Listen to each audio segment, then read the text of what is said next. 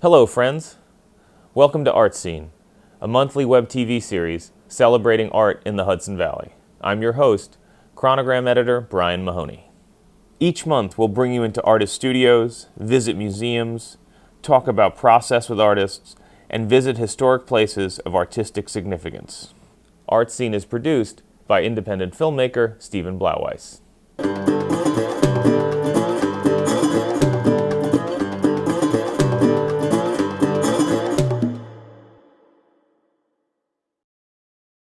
People ask where the name Karmabee came from. The K-A-R is from Karen, M-A is from my sister Marion, and the B is from my last name Barelowitz.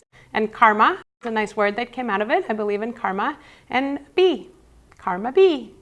I never know how to describe what my style is. I've always just doodled. I enjoy doodling. I don't think about it very much. Some people have asked if it's indigenous or African or Aboriginal in nature, and certainly not intentionally, but perhaps my having grown up in South Africa until I was 7 and having worked in Latin America for 12 years in my previous career, perhaps some of those influences seeped into my subconscious.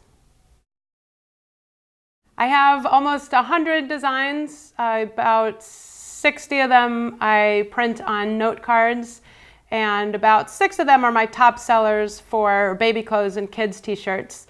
I do lots of doodling every year. I usually bring in a few new designs. I also do custom work. If somebody, sometimes they'll like one of my designs and ask me to create an invitation out of it, or silkscreen tote bags, personalized onesies, or something like that. And other times I'll create from scratch a logo or a design based on what somebody is looking for, if they like my general style of artwork. For the silk screening, I make my own screens. I kind of hack together wooden frames, staple on the silk, and since my designs are pretty small, I can fit multiple designs on the same screen. I branched out into adult t-shirts, which has been really popular. Temporary tattoos were a big thing last year. So I'm always thinking of new products to put my designs on. And the really nice thing about my store is that the whole back area is my studio, and I just run the business on my own. So I'm in here running the business, doing the drawings, creating the products, silk screening, and all that from the store. I also enjoy teaching classes. I've taught a lot of artists to help them get over the fear of getting themselves out in the world. I think people don't like the word business, but I love working with artists, thinking about pricing their items, setting up an Etsy store, setting up a crafts fair, sharing all the things that I've learned by having my business. Part of the fun of having your own business is really getting to work on whatever you feel like working on and learning a lot of different parts of the business. I have about 12 jobs here at Karmabee. I think I counted at one point. I didn't go to business school or art school, and it's really fun just to come up with ideas and then figure out how to make them happen and how to do them. As a small business owner, one thing I support and really try to promote is shopping local and supporting small independent businesses. And I really appreciate my customers who make an effort to shop locally and with small businesses, because they really appreciate how much it brings back to our community.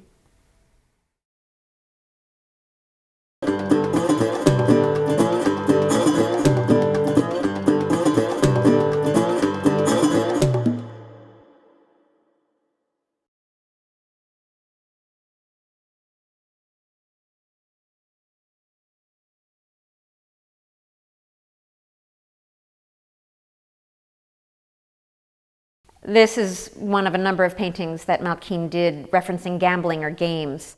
It is an oil and collage. The collage element of this painting is the queen at center and her reflection, both of which are cut directly from a playing card. The proportions of the painting itself also imitate the proportions of a playing card. The kind of calculated disorientation that is so important to the Surrealist aesthetic is in part here caused by the fact that while the Queen and Moon are reflected backwards, the spades on the shoreline and the pink brick tower in the distance are reflected correctly. Collage itself was an art form that was explicitly based on a kind of arbitrary juxtaposition of objects that were placed with absolutely no predetermined idea as to how they would fall. And that kind of chance-based art was essentially founded in a kind of psychoanalytical approach to art as being a form of taking dictation from the psyche. The fact that Georges Malkine is somewhat obscure in the history of Surrealism is really his own doing. He hated crowds, he hated gatherings, he hated any kind of attention brought to himself, he hated self-promotion. He was bad at all of them and wanted it that way. One of the most common themes in Malkine's painting is chairs, and they're always empty chairs. And I feel that this is very much connected to Malkine's own interest in spaces that are abandoned by people. In the early part of Malkine's career, he was fundamentally interested in space and architectural fragments.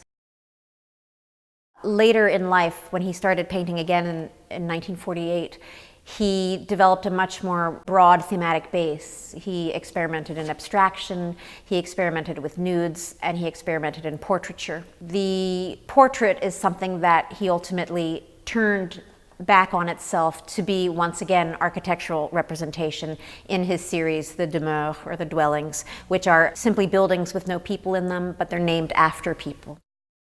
Malkine left France in 1948 for the United States, where he lived until 1966. And during that time, he did not correspond with any of his old friends from the Surrealist movement. And in fact, many people had written him off as dead. He was that out of touch. And this is all part of the kind of cagey personality that is Georges Malkine. The kind of persistent self-erasure or absenting himself from history that Malkine did was very successful, and he really has, in a way, fallen off the map of art history. I can only hope that if he is indeed watching from whatever hall of obscurity he has consigned himself to, that after all this, he might not find fame to be all that bad.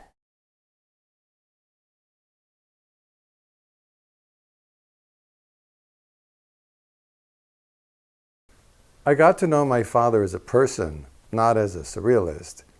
He was basically a kind man and very passionate man, but quietly. You know, all his passion went into his work. He was very smart, very worldly, very well educated, and very funny, but also very sensitive. He could be offended very easily. He could turn very serious very quickly. His painting was not always the same style like a lot of famous painters. He tried new techniques, he abandoned old styles, looked for new ones. He had the leisure to do that. When I asked him about that, he said, well, anyway, the idea for the painting is the most important thing. He was a man of ideas, and his paintings expressed a depth of thought and or feeling and or possibility and or impossibility, or both at the same time. Eventually, you would come to know him by his style of expression, not necessarily his style of painting, whatever that might be at the time.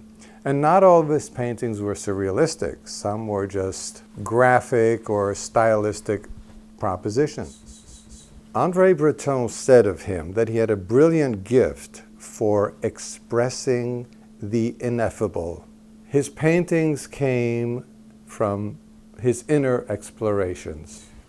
Breton had explained that the dream world is parallel to the waking world, but that he believed that in the future there would be a resolution between the two, and that it would form what he called a surreality. And my father's paintings are, I feel, snapshots of this continuum that Breton was talking about. My father wrote about the absolute necessity of staying in touch with his sensibilities and his impressions from childhood. And despite all he'd been through, 2 wars and myriad kinds of human experiences, he always preserved his sense of wonder, his sense of the marvelous, and the belief that every canvas should be a new adventure.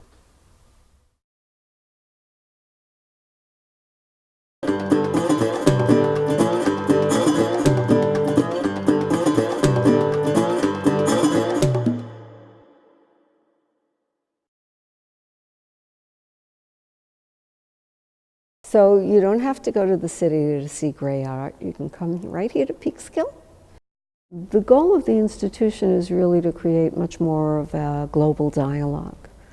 So of the works in this exhibition, there are over 7 works that are by artists from Germany. Entang Waharsu, who's from Indonesia. We have works in the show by artists from the Netherlands, artists from the United States, and artists from Australia. We want to keep it as a global dialogue, and we've done that in Peekskill Project too. That access to speaking with artists from different communities, to have artists come in and give guest talks, is very critical. One of the anchor works that were brought into the institution is a piece called The Laundrette by Thomas Hirschhorn. Very difficult work, portrays the horrors of the Rwandan genocide, put into the framework of a laundromat where all of us go to kind of clean our dirty laundry and to just kind of sit there and veg out, so to speak.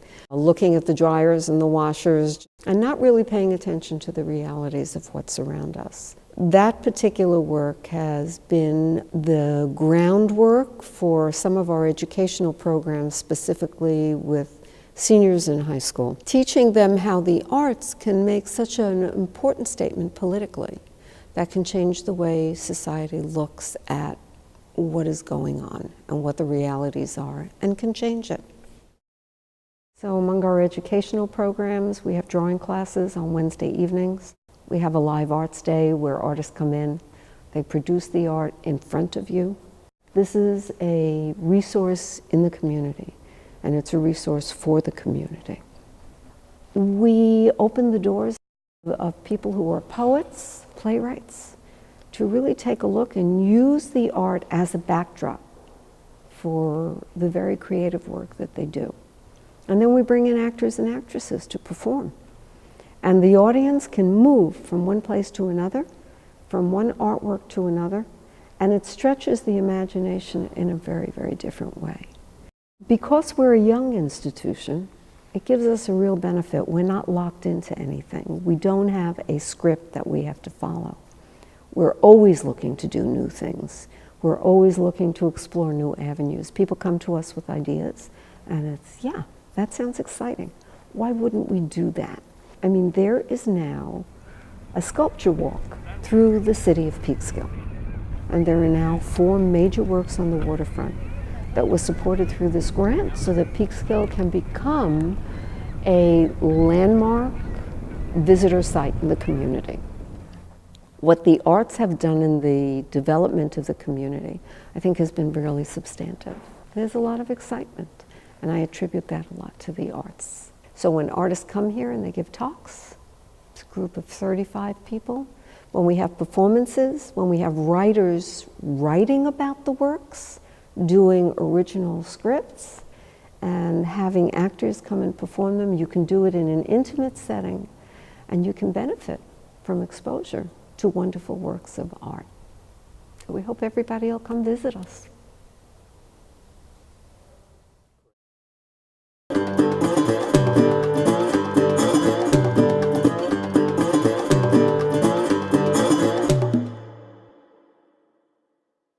The image from this month's chronogram is an outtake, actually. We had set up a light. We were going to do a formal shot of Lily and her husband. Her horse came by and just kind of overtook her. The Hudson Highlands Land Trust commissioned me for a year to photograph the people and the places of the Hudson Highlands. The book is called Connecting, Celebrating the People and Places of the Hudson Highlands. I like weddings because it combines documentary style of photography, street photography, and fine art portraiture. When I first started taking classes at the International Center of Photography, I did a long-term project. People getting hitched across the United States at city halls. It was just fascinating to me how, people would forego a traditional wedding for a simple 2-minute ceremony in front of a justice of the peace. I also like photographing children because they don't have a lot of inhibitions. They don't care which side of their face you photograph. They're totally themselves. I don't like to work in the studio. I don't have a studio. I think it's impersonal. You have to be really creative in a studio with lighting, and I'm more of a problem solver in terms of my creativity. I like to go to an environment and figure out the light, where somebody should sit or stand to make them more comfortable, to take advantage of the surroundings. I really enjoy environmental portraiture the most. You know, I try and keep it as real as possible. As soon as you put a camera in front of somebody, it changes things, of course. I try and capture the in-between moments where they let down their guard for a second. I might take a little bit longer setting up my equipment to see how they naturally pose themselves. Once you pull up a camera, they change. I might ask them to go back to the pose where they were prior to me picking up the camera. People are generally more comfortable in their own environment, whether it's their office, their home, or outside in the landscape. It just speaks more about the person rather than an impersonal studio.